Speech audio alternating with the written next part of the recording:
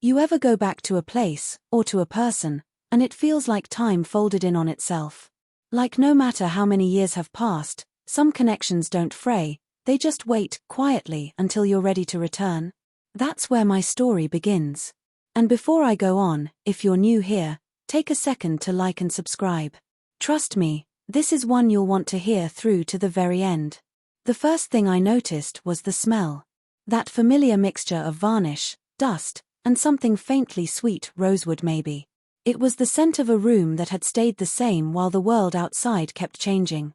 The upright piano still stood by the window, just as it had when I was 16. The only difference was the lace runner on top, a delicate cover that made me think of the years I'd been away. James Langford, my stepfather, stood with his hand resting lightly on the keys. He hadn't aged as much as I expected. His silver hair was thinner, sure, but his posture was still sharp, his movements still deliberate. When he glanced at me, I felt something stir, not nostalgia exactly, but a quiet recognition. Like he was the same man who had once guided my every note and every gesture, and I was the same girl who had once looked to him for direction. I sat beside him on the narrow bench without saying a word. Neither of us moved to make more space. We didn't need to. The silence carried its own weight, its own meaning. "You always sat too stiff at recital," he finally said, his voice low and steady. I laughed, an honest, surprised sound. I thought that was poise. He gave me that same look I remembered from years ago, the one that told me when I was rushing through allegro movements without discipline. "That was nerves, not confidence," he said simply. And just like that, the years between us melted away. Conversation flowed as if we had picked up where we left off. We talked about concert pieces I used to stumble through, the way the auditorium smelled of floor polish, how I would break out in hives before big performances. He remembered everything, even the song I once refused to finish because it was too beautiful to end. There was something in the way he remembered. Not just details, but feelings. The nerves, the triumphs, the weight of those long-ago nights. His eyes drifted back toward the piano. "Still remember the posture for this one?" I nodded slowly. Slower than before, but yes. He moved aside just slightly, and I settled onto the bench. The piano seemed smaller now, or maybe it was just that we filled the space differently. His fingers touched the keys with ease, no need to look. The melody began, careful and familiar. "A waltz, one I had loved too much," he once said. I watched his hands, steady and precise, every note deliberate. My own hand rested on the bench, close enough that when his sleeve brushed mine, it sent a quiet ripple through me.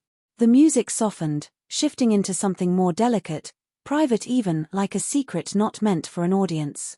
Our shoulders touched. Just for a second.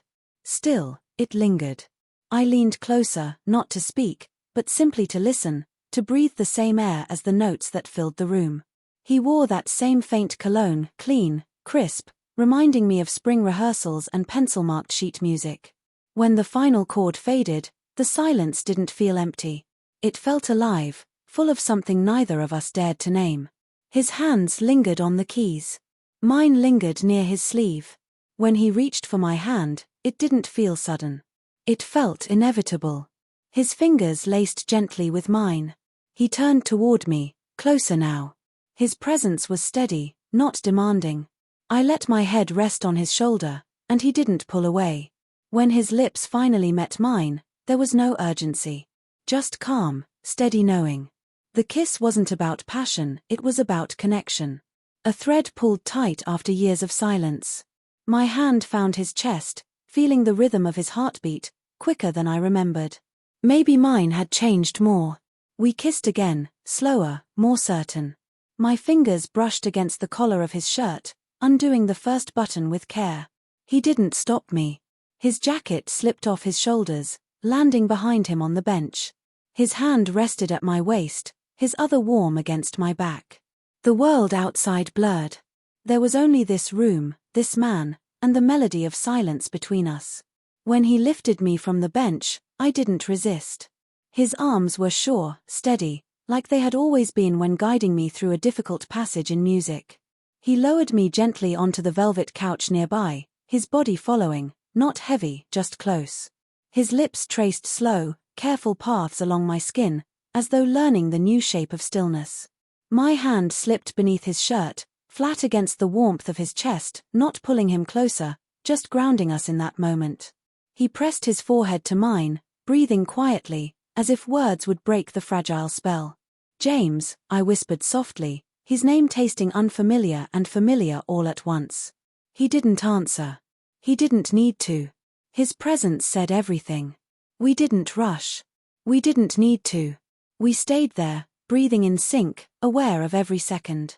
The silence was no longer silence, it was music without notes, a composition only we could hear. And as the night stretched on, one thing became certain: some connections aren't bound by time, or distance, or even rules. They wait, quietly, until the moment you're ready to return. And I had returned.